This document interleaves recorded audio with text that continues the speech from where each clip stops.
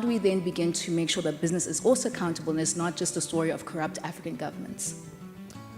As the former Deputy President, Phumzile Mngqa, excuse me, I've been in the States for too long, she just mentioned that there's a loss of trust in government, but there's also a loss of trust in business, rightly so, because we often love to talk about how corrupt African governments are, but we don't talk enough about how corrupt businesses are in Africa and how corrupt capital is in Africa.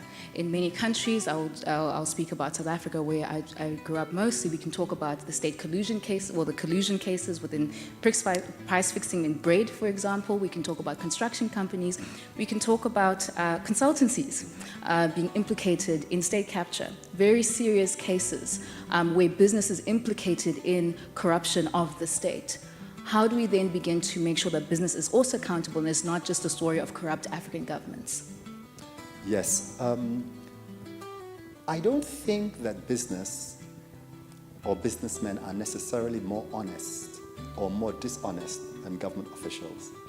And what I often argue is that to pose it as a question of corruption in business, corruption in the government is the wrong way. I think that there is corruption which is often perpetrated by a joint venture. That joint venture usually consists of a government official and a private businessman.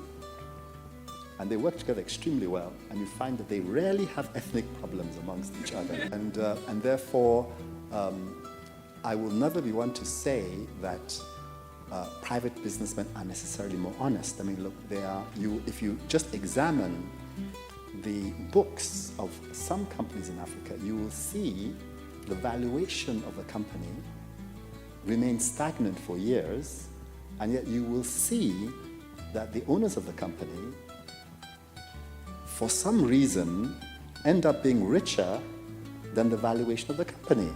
Obviously, there's something going wrong there. That cannot be possible. So